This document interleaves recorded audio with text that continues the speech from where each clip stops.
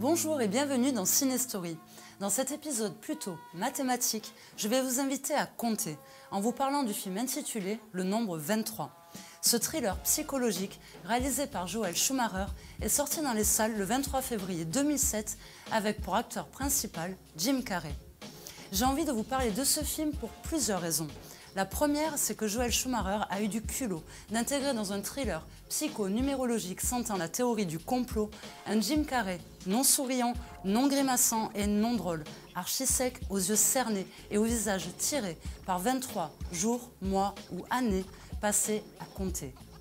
Jim Carrey nous a habitués à des rôles de pitre, de clown, de fou comique, de doux rêveur, de naïf, de cintré. Jim a souvent été cantonné à des rôles décalés, parfois candides et souvent drôlissimes, rythmés par ses grimaces et ses facéties, voire son grand cœur. Il a aussi joué dans des comédies dramatiques, ajoutant une note de tristesse à sa palette artistique. Mais dans ce film, c'est assez déstabilisant de suivre un Jim Carrey au bord de la crise de nerfs dans le premier thriller de sa carrière. Jim Carrey est dérangé, mais de façon bien plus noire que d'habitude. Je pense aussi que le réalisateur Joel Schumacher a été à 23 mm de nous pondre un nanar. Et par 14 tours de passe-passe, 8 revirements de situation et un Jim Carrey over-aigri, le Schumacher qui ne pilote pas a finalement bien conduit son film. Et pour comprendre, voici le synopsis. Walter travaille à la fourrière animale. Rien ne semble vouloir perturber sa tranquille vie de famille jusqu'à ce qu'il croise la route de Ned, un chien errant qui le mord et le met en retard. Sa femme lui offre le même jour un roman écrit par un certain Top Secret intitulé Le nombre 23. Le roman lui fait découvrir de troublantes similitudes avec sa vie passée et Walter se persuade que le livre est écrit par quelqu'un de proche et de néfaste. Walter remonte ses souvenirs et mène sa propre enquête, en même temps que le nombre 23 se révèle à lui et l'entraîne dans l'obsession. Ce nombre au grand pouvoir se cache de partout, menant la vie dure à Walter, le hantant d'images cauchemardesques qui lui semblent si réelles, semblant raconter, dans un troublant parallèle, sa propre vie et le destin tragique de son ex-compagne. Walter est pris au piège entre le pouvoir de ce nombre et le livre mal écrit et pourtant fascinant.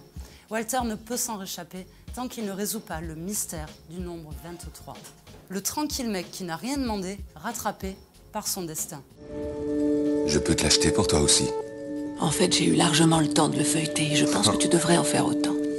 Le nombre 23, une déchirante odyssée dans la paranoïa, une des plus horrifiantes métamorphoses qu'on puisse connaître. Je vais te l'acheter tout de suite. Chapitre 1. Je ne pensais plus qu'à ce nombre. Je t'ai rencontré quand j'avais... Ah, on pourrait avoir l'impression de manquer s'étrangler avec 2 fois 11 arêtes de poisson et demi en voyant le scénario. Alors, on lance la lecture du film à 20h03 pendant qu'on se dit que l'électroencéphalographie sera nécessaire 1h40 plus tard. Oui, électroencéphalographie est bien un mot de 23 lettres. C'est ce nombre! Ce putain de nombre! Le 23. Il dirige mon existence. C'est la faute de mon père. Il disait qu'il avait vaincu ce nombre. Qu'il l'avait battu. Et que je serais sauvée. Il disait, ton père t'adore. Il a trouvé une solution pour que tu n'hérites pas de la malédiction. Le film débute donc et les minutes s'égrènent comme un tic-tac détraqué et presque horripilant de flashbacks pendant que nous suivons l'intrigue qui nous embarque dans le cerveau, tout mélangé de l'apophénique Walter. On en vient presque à se dire qu'on aurait été soulagé qu'il soit simplement atteint de parasclévidécatriaphobie. Ça veut dire qu'il aurait eu peur des vendredis 13 tout simplement. Et oui, ce mot fait 23 lettres. Certains voient le mal de partout, et bien pour Walter c'est pareil, mais avec les coïncidences et les relations, avec des dates de naissance, des événements, des messages visuels qu'il interprète, des associations de choses, d'idées, et avec une bonne dose de numérologie pour donner du sens. Cette longue phrase s'est formée toute seule, sans que je la réfléchisse, avec 46 mots. Et 46, n'est-ce pas 2 fois 23 ? Quoi qu'il en soit, le nombre 23 est partout. Il cerne, il traque, il suit, il commande et il détruit aussi. La phrase que je viens de vous dire compte 23 mots. N'y voyez toujours pas un signe? Il est vrai que le nombre 23 est omniprésent, allant de l'alphabet latin, qui compte 23 lettres, à la mort de Jules César, lardé de 23 coups de couteau. N'oublions pas que chaque cellule de notre corps est composée de paires de 23 chromosomes, que le W de Walter est la 23e lettre de l'alphabet et que la planète Terre est inclinée de 23 degrés. Réfléchissons bien et soyons cohérents. Le nombre 23 n'a pas été choisi par hasard. Dès que nous l'avons repéré, il s'affiche à nous à la moindre occasion. À l'instant où j'écris ces lignes, l'horloge de mon salon affiche 11h12. Pas besoin de vous faire un dessin, n'est-ce pas? Le problème, c'est que ce chiffre a tendance à porter malheur et à se coller à celui qui le révèle. Une petite envie de compter vous prendrait-elle? Avec Walter Sparrow, ça marche pas. Mais si on ne prend que mon prénom, ça marche. Walter. 5, 1, 1, 9 et 7. C'est surprenant, hein? Quoi?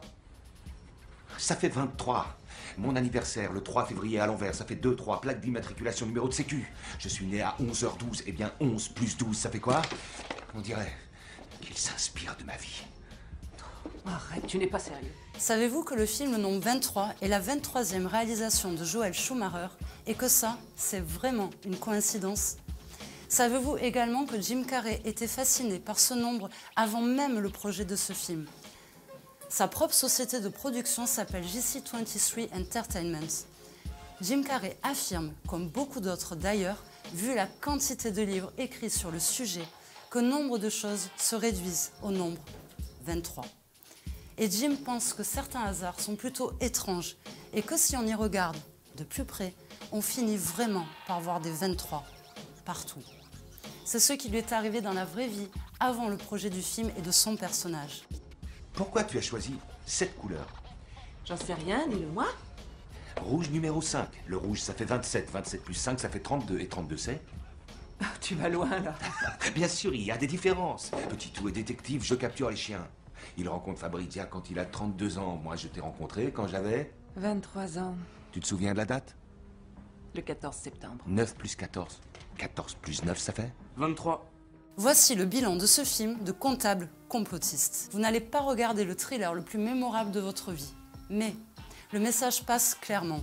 Ce film agace comme une vieille démangeaison. Il est lourd dans ses associations et va trop vite dans ses conclusions. Mais c'est là justement qu'il est réussi. Walter est finalement pathétique et sa folie est grossière. Si grossière et si réelle.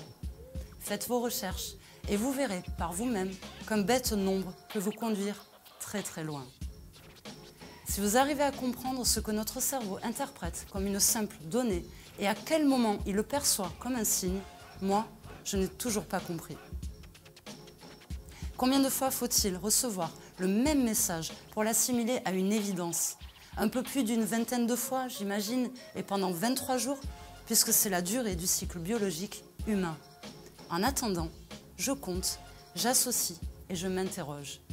J'ai même un peu de mal à m'endormir depuis que je me rends compte que je regarde mon réveil tous les soirs à minuit 23, et ce, bien avant même de m'être penchée sur ce film. Il est temps pour moi de vous quitter. N'hésitez pas à partager, à liker notre page Polisson TV, à nous suivre sur YouTube et à me laisser vos commentaires. Oui, ça marche pour la dernière phrase aussi. C'est énervant, pas vrai? À bientôt. Bye bye.